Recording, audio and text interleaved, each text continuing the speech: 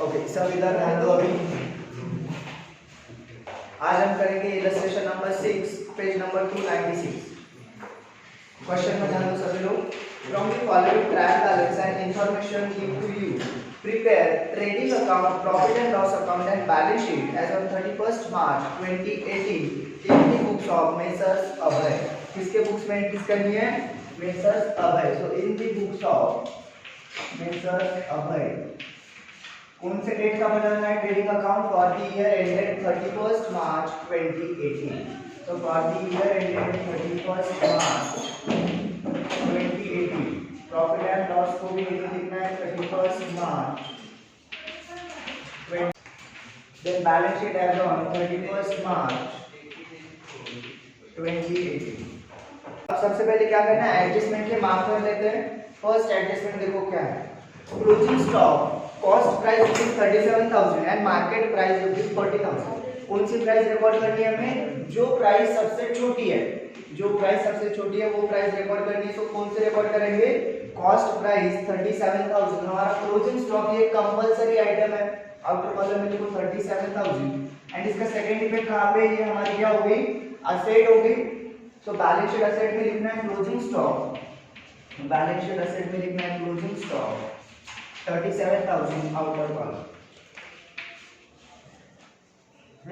Next item दिया है provide for RDD eight the rate 5% on debtors.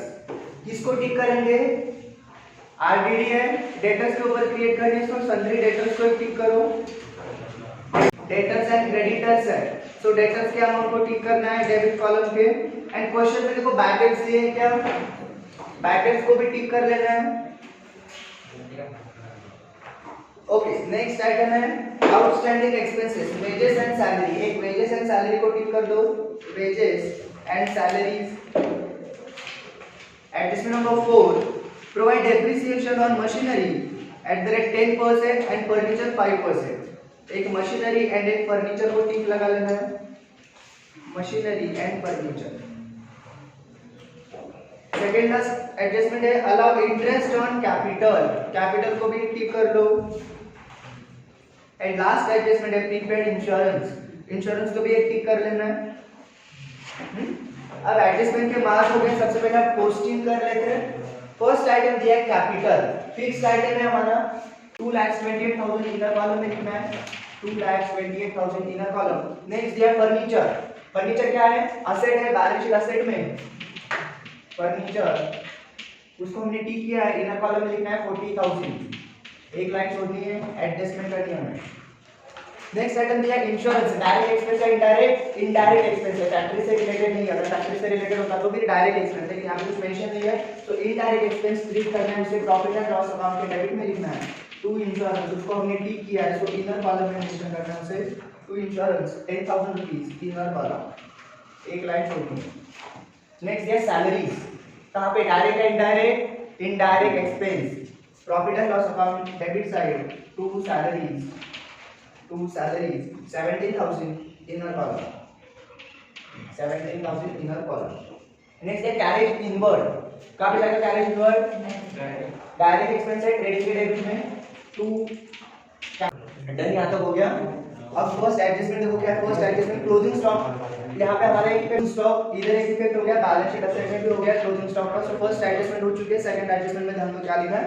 Provide for RDD eight the rate 5% on debtors. उनको doubt create हो गया कि अब 5% अमाउंट नहीं मिलेगी। सो अमाउंट नहीं मिलने वाली। सो अमाउंट डिक्रीज होगी या इंक्रीज?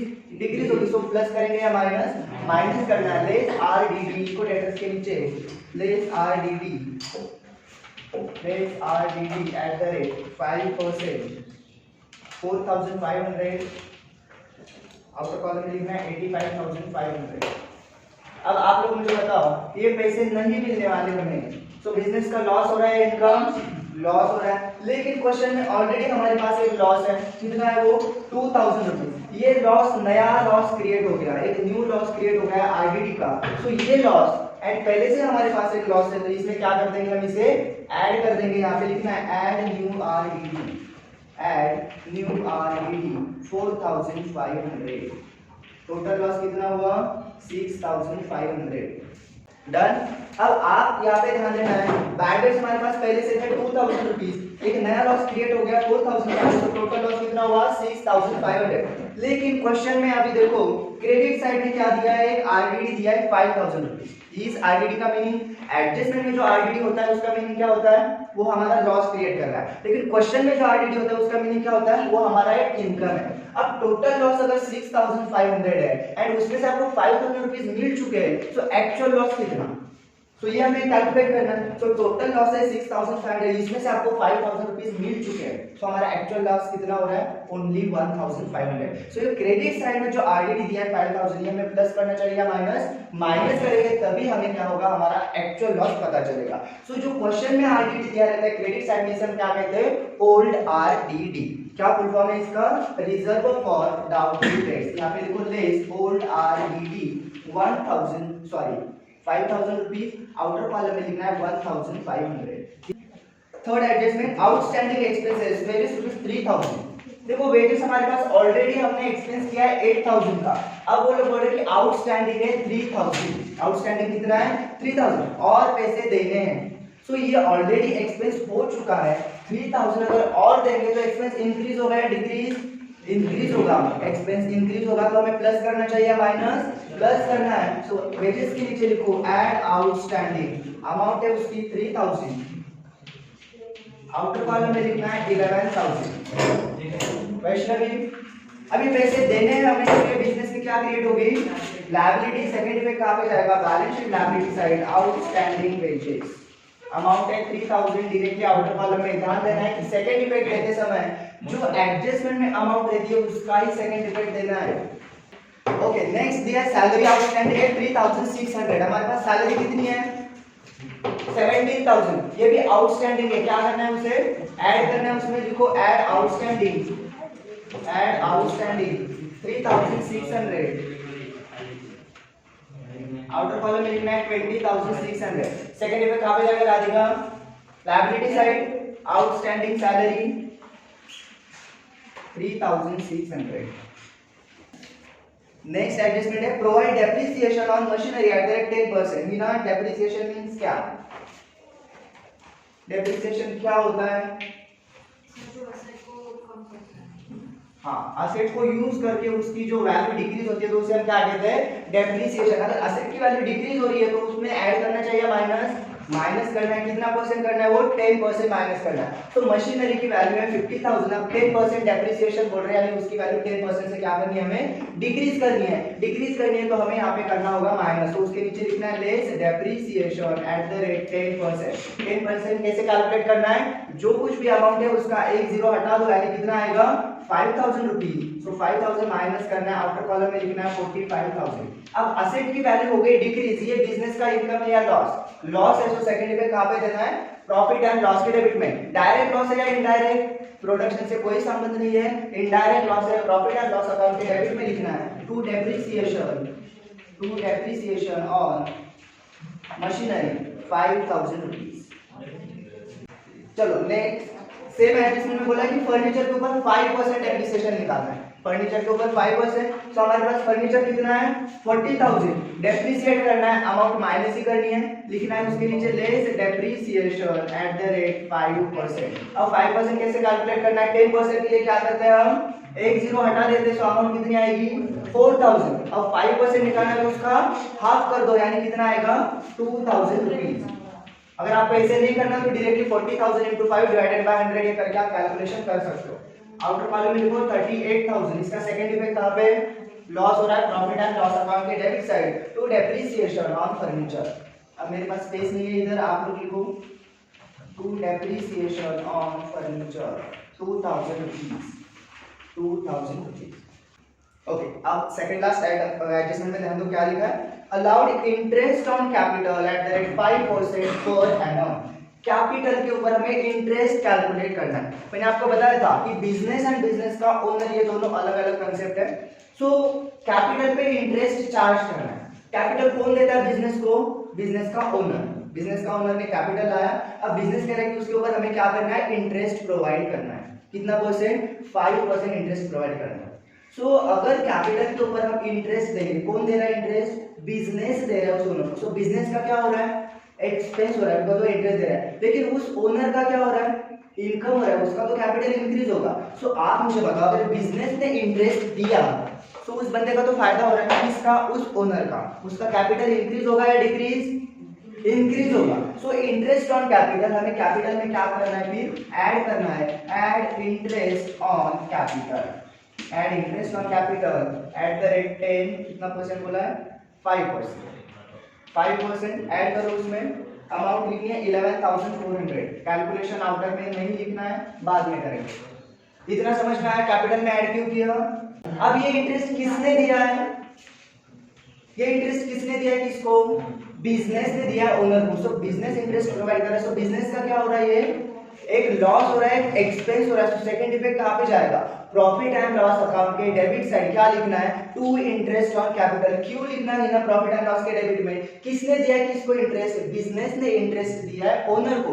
सो ओनर का कैपिटल हो गया इंक्रीज, लेकिन ये इंटरेस्ट किसने दिया है? बिजनेस ने दिया। सो बिजनेस का क्या हो रहा है? यहाँ पे एक्सपेंस हो रहा है, उसका भी सेकंड इफेक्ट जाना चाहिए। सो बिजनेस के अकाउंट में प्रॉफिट एंड लॉस अकाउंट में लिखो to interest on capital, to interest on capital 11,400। कौन ये 11,400 जो है कौन से अमाउंट पे कैलकुलेट करना है? 2,28,000 पे उसका कैपिटल जितना है उस अमाउंट पे कैलकुलेट करना है आप लोगों को। समझ में आ रहा है क्या?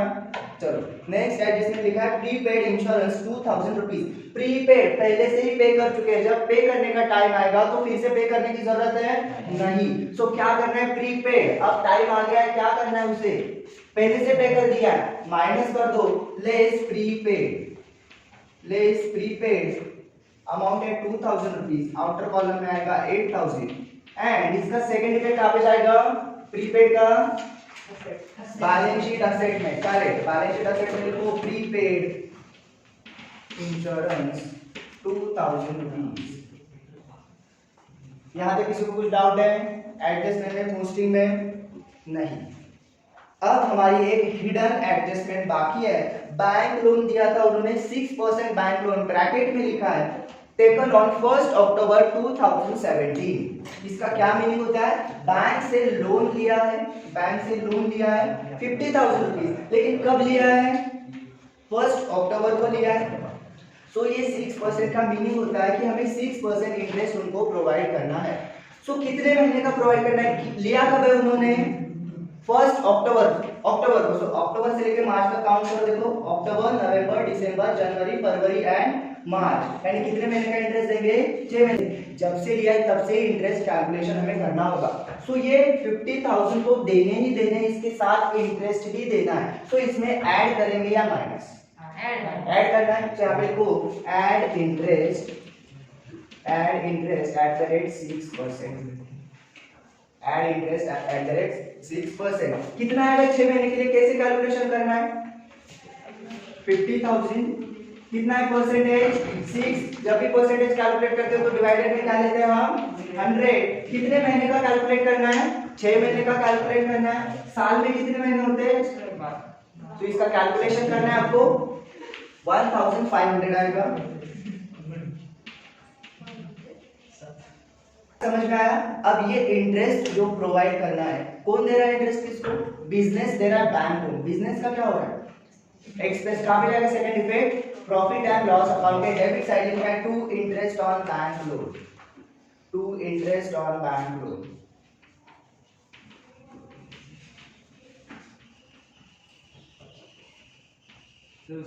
डन। अब सारे एडजस्टमेंट हो चुके हैं। अब हमें क्वेश्चन टैली करना है। परचेसेस एंड सेल्स के अमाउंट बाहर ले लो, परचेसेस एंड सेल्स के अमाउंट आउटर कॉलम में लिखो। कैसे टैली करना है? जिस साइड पे टोटल ज्यादा वो टोटल दोनों साइड लिखनी है। तो हमारी क्रेडिट साइड ज्यादा है, क्रेडिट साइड वो डेबिट में भी लिख लो 2,03,000। अब क्या करना है? इस टोटल में से ये सारा क्या कर देना है? हमें माइनस करना है। जो भी बैलेंस शीट फिगर आएगी उसे हम कहते हैं gross profit carried down. Amount लिखनी है 104,300। इसको करना है स्टार। अब जहां पे स्टार किया है वो डेबिट साइड है, शिफ्ट कहां पे करना है उसे? नेक्स्ट अकाउंट के credit side by gross profit brought down 104,300। अब मेरे पास प्रॉफिट एंड लॉस अकाउंट में स्पेस नहीं है, नेट प्रॉफिट निकालने के लिए क्रेडिट साइड टोटल लिखो, profit and loss account credit side total लिखो 1,12,000, प्रॉफिट एंड लॉस अकाउंट की क्रेडिट साइड टोटल लिखो 1,12,000, क्रेडिट साइड ज्यादा है हमारी, सो डेबिट में भी लिख लेना है।